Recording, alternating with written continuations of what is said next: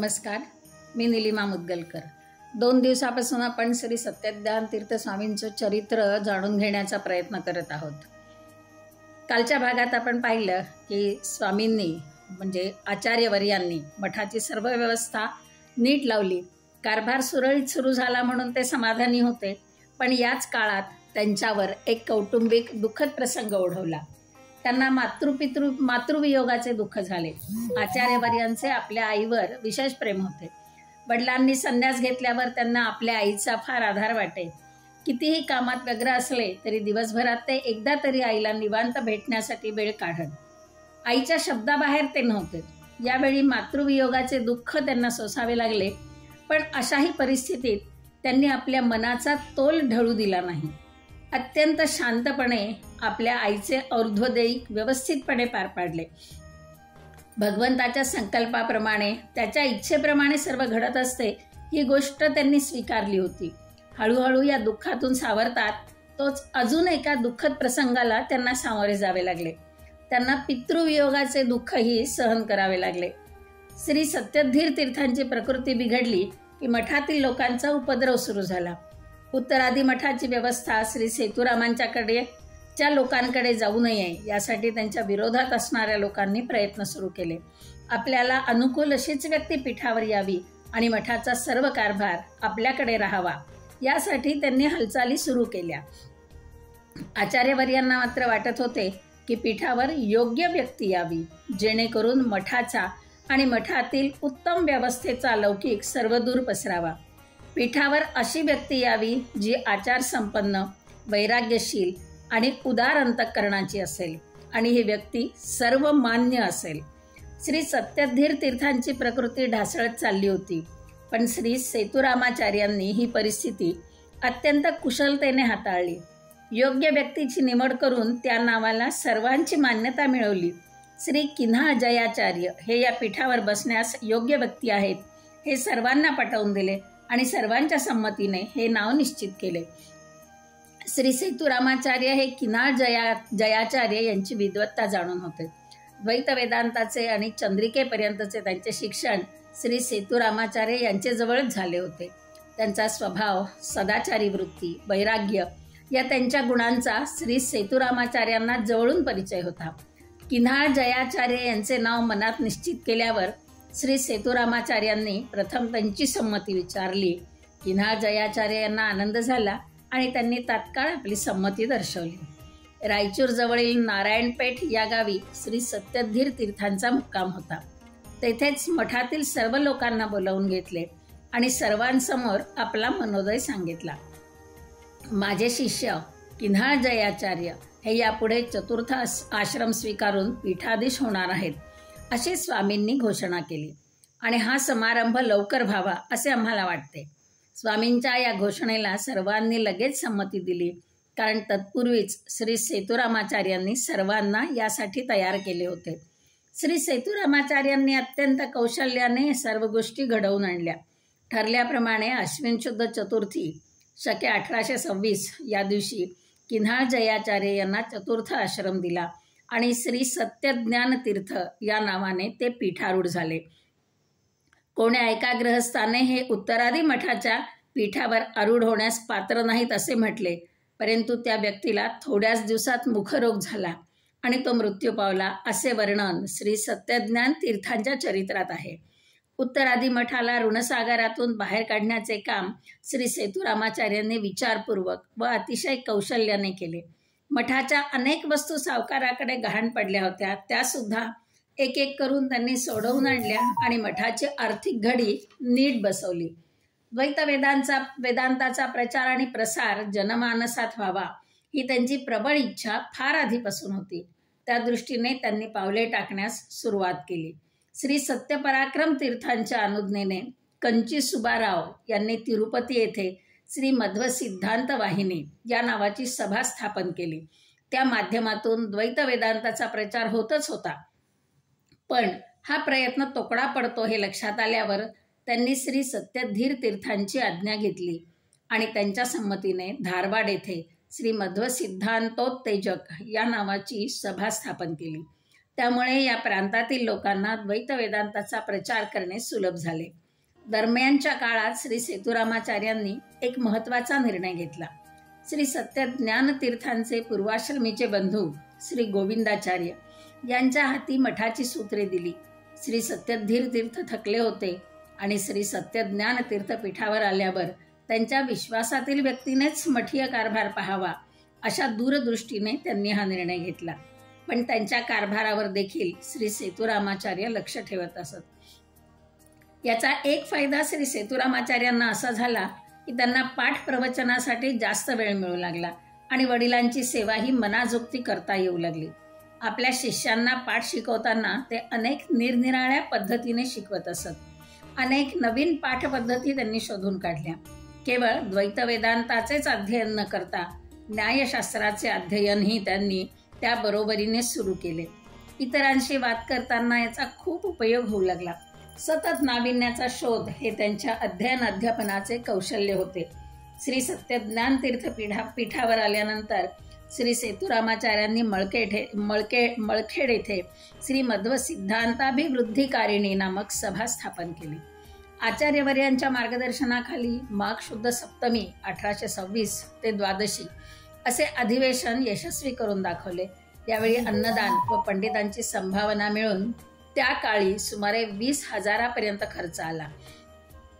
श्री सत्यज्ञानतीर्थांचे अध्ययन श्री सेतुरामाचार्य यांच्या जवळच झाले असल्याने तेही सेतुरामाचार्यांचा शब्द प्रमाण मानत. प्रसंगी श्री गोविंदाचार्यांना विरोध करूनही ते आचार्यवर्यांचा शब्द मानत असत. एकंदरीत आपल्या हुशारीने, कौशल्याने आणि दूरदृष्टीने त्यांनी संपूर्ण मठावर आपला दबदबा प्रस्थापित केला होता. मठाची व्यवस्था श्री गोविंदाचार्यांनी पाहण्यास सुरुवात केल्यापासून आचार्यवर्य आपला जास्तीत जास्त वेळ पाठ प्रवचनात व्यतीत करीत असत. तरीही कुठल्याही महत्त्वाचे निर्णय मात्र आचार्यवर्य स्वतः घेत असत आणि त्यांच्या निर्णयाविरुद्ध कोणीही जात नसे. श्री सत्यज्ञानतीर्थांनी चतुर्थ आश्रम स्वीकारल्यावर न्यायसुधेचा संपूर्ण पाठ आपल्या शिष्यांना सांगितला. त्यावेळी त्यांचे गुरु श्री सेतुरामाचार्य सुद्धा तिथे उपस्थित होते. ज्या दिवशी सुधा ग्रंथाचा पाठ पूर्ण झाला त्या दिवशी मोठा उत्सव साजरा केला होता. श्री मध्व सिद्धांताभिवृद्धिकारिणी या सभेच्या उत्सवाकरता माघ महिन्यात श्री सत्यज्ञानतीर्थ स्वामी मळखेड येथे आले होते. तेव्हा तेथे त्यांनी श्री टीकाचार्य यांच्या सन्निध श्री न्यायसुधेचा अनुवाद केला. त्यावेळी मळखेड मुक्कामी पण मोठा उत्सव साजरा केला गेला. या संपूर्ण प्रवासात श्री सत्यधीर तीर्थ स्वामी सोबतच असत. पण त्यांच्या प्रकृतीला तशा प्रवास झेपेनासा झाला होता. संपूर्ण प्रवासात त्यांना मेळण्यात झोपवूनच न्यावे लागे.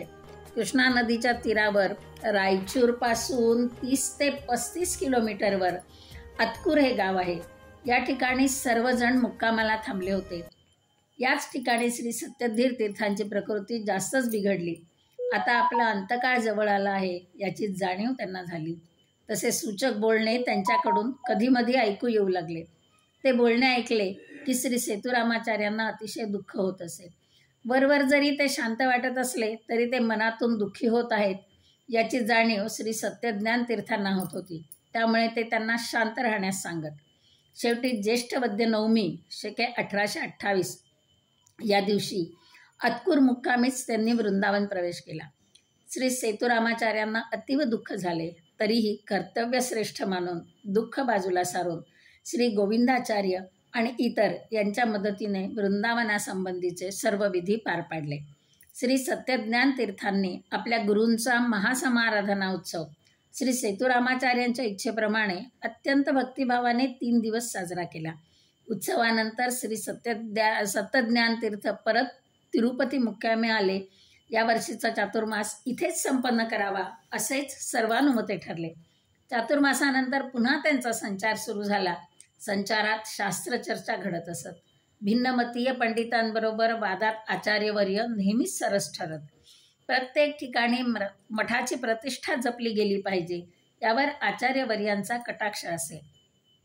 त्यामुळे तिरुपती, उडपी येथे संचाराला जाण्यापूर्वी आचार्यवर्य त्या संस्थांतर्फे उत्तरादी मठाला कोणते मानसन्मान मिळतात याची संपूर्ण माहिती काढून ठेवत आणि तशा प्रकारचे सन्मान प्राप्त होतात का नाही यावर बारीक लक्ष ठेवून असत. संचार करीत असताना ठिकठिकाणी आपल्याकडून सुद्धा विद्वानांचा योग्य गौरव झाला पाहिजे याविषयी ते आग्रही असत. त्यामुळे उत्तरादी मठाचा लौकिक उत्तरोत्तर वाढतच गेला. परंतु शहानुभोगांकडून अजूनही मठाला बदनाम करण्याचे प्रयत्न चालूच होते. आचार्यवर्यांच्या जागरूकतेमुळे हे शहानुभोग कधीही यशस्वी झाले नाहीत. श्री सत्यज्ञान तीर्थांच्या कारकिर्दीत मठाची बाह्य व्यवस्था श्री गोविंदाचार्य पाहत असल्यामुळे आचार्यवर्यांवरील कामाचा बोजा थोड्या प्रमाणात कमी झाला होता. अंतर्गत कारभारात मात्र ते स्वतः लक्ष देत. विद्वत संभावना, अध्यापन, पंडितांशी शास्त्रीय विषयावर चर्चा या गोष्टींसाठी त्यांना पुरेसा वेळ मिळत असे. अनेक पंडित, विद्यार्थी त्यांच्याशी चर्चा करण्यासाठी इच्छुक असत आणि जास्तीत जास्त वेळ त्यांच्या सहवासात कसे राहता येईल यासाठी प्रयत्नशील असत. प्रवासात असताना सुद्धा विद्यार्थ्यांच्या पाठप्रवचनात ते कधीही खंड पडू देत नसत. सोबत असणारे पंडित आणि विद्यार्थी यांच्यासाठी स्वतंत्र वाहन व्यवस्था होती. अगदी वाहनात बसून प्रवास करताना सुद्धा त्यांनी विद्यार्थ्यांना पाठ सांगितले. 8 वर्षाचा विद्यार्थी सुद्धा मठात शिकण्यासाठी होता. आचार्यवर्य सर्वांची प्रेमाने व्यवस्था पाहत. कुठल्याही विद्यार्थ्याला काहीही कमी पडू नये यासाठी ते प्रयत्नशील असत. त्यांची पत्नी सौ सावित्रीबाई देखील सर्व विद्यार्थ्यांवर पुत्रवत माया करत. अतिशय शांत आणि गोड असा त्यांचा स्वभाव होता. आचार्यवर्य मात्र कडक शिस्तीचे, तापट असे होते. पण सौ सावित्रीबाई सर्वांना सांभाळून घेत असत. आचार्यवर्यांचे व्यक्तिमत्व अत्यंत प्रसन्न होते. गौरवर्ण, गोगरा आवाज, भव्य कपाळ आणि इतरांच्या मनाचा ठाव घेणारे बोलके डोळे. त्यांच्या साध्या बोलण्यातूनही त्यांच्या बुद्धिमत्तेचा प्रभाव दिसून येत असे. एक प्रकारची आदरयुक्त भीती त्यांच्याबद्दल सर्वांच्या मनात होती. असाच 5-6 वर्षाचा काळ व्यतीत झाला. सगळे काही सुरळीत सुरू होते. परंतु अलीकडे श्री सत्यज्ञान तीर्थ स्वामींचे प्रकृती स्वास्थ्य ठीक राहीना. वयाच्या 28व्या वर्षी संन्यास ग्रहण करून संपूर्ण आयुष्य ध्यानधारणा, पाठप्रवचन यातच व्यतीत केले होते. परंतु अलीकडच्या काळात प्रकृतीवर अनिष्ट परिणाम होऊ लागला होता. त्यांनी कधीच वैद्याकडून औषध घेतले नाही.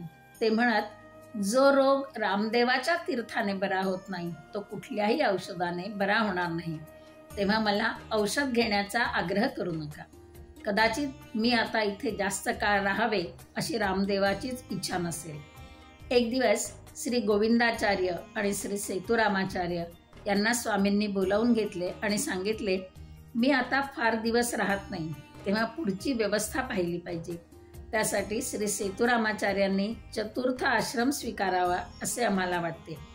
हे त्यांचे बोलणे ऐकून आचार्यवर्यांना आश्चर्य वाटले. क्षणभर ते काहीच बोलू शकले नाहीत. नंतर स्वतःला सावरले आणि प्रार्थना केली, मी आपल्या शब्दाबाहेर नाही, पण दिवाण म्हणून श्री गोविंदाचार्य काम पाहणार असतील तरच मी ही जबाबदारी स्वीकारेन. गोविंदाचार्यांनी थोडा विचार केला आणि या गोष्टीला संमती दिली. सर्व प्रमुख लोकांना बोलावून आपला मानस सर्वांना सांगितला आणि मार्गशीर्ष वद्य दशमी या दिवशी संन्यास आश्रम स्वीकारावा असे ठरले. ही घोषणा केली तो दिवस वद्य नवमी हा होता. संन्यास घेण्यापूर्वी श्री सेतुरामाचार्यांनी आपल्या मालकीची 2 लाख रुपयांची मालमत्ता मठास अर्पण केली. किती संपत्ती दान केली यापेक्षा त्यांची ही कृती त्यांच्या विरक्त वृत्तीची निदर्शक आहे हे निश्चित. शके 1833 मार्गशीर्ष वद्य दशमी या दिवशी वीरवल्ली या गावी श्री सेतुरामाचार्यांना संन्यास दीक्षा दिली आणि श्री सत्यध्यान तीर्थ असे त्यांचे नामाभिधान केले. विधिवत पट्टाभिषेक करून त्यांनी उत्तरादी मठाचे पीठाधिपत्य दिले. 5 ते 6 दिवस हा सोहळा सुरू होता. राजमहेंद्री या ठिकाणी दिग्विजयासाठी आले असता श्री सत्यज्ञान तीर्थांची प्रकृती बिघडली. शेवटी याच ठिकाणी शके 1833 माघ शुद्ध एकादशी या दिवशी श्री हरिचिंतन करीतच श्री सत्यज्ञान तीर्थस्वामी वृंदावनस्थ झाले. रीतीप्रमाणे सर्व विधी झाल्यावर श्री मूलराम देवाचे पूजन झाले. द्वादशीपासून श्री सत्यध्यान तीर्थांनी आपल्या गुरूंचा महासमाराधना उत्सव साजरा केला. आता श्री सत्यध्यान तीर्थ स्वामींच्या समोर एकच उद्दिष्ट होते, द्वैत सिद्धांताचा प्रचार प्रसार करणे. आपल्या सिद्धांताचा प्रचार कशा पद्धतीने करावा, मठाधिपतींचे आचरण कसे असावे याविषयी त्यांच्या मनात काही विशिष्ट कल्पना होत्या. त्यांना मूर्त स्वरूप देण्यास त्यांनी सुरुवात केली. यानंतरचा भाग आपण उद्याच्या भागात पाहूत.